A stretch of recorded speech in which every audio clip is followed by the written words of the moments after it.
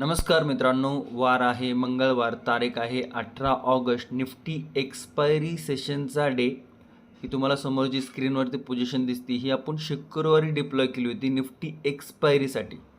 त्याच्यामध्ये कॅपिटल किती यूज झालं होतं, त्याचा रिस्क टू रिवॉर्ड रेशो काय होता हे आपण आधीच्या व्हिडिओमध्ये बघितलं आहे. आय होप तुम्ही ते व्हिडिओ बघितले असतील.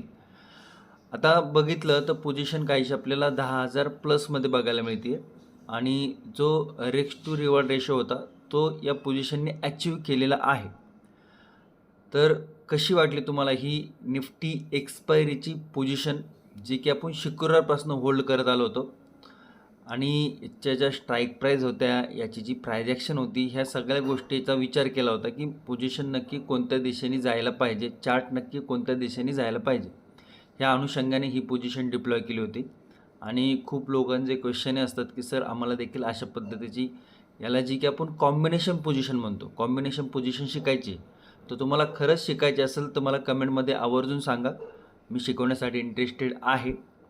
आणि तुमचे काही क्वेश्चन असतील ते कमेंटमध्ये नक्की सांगा.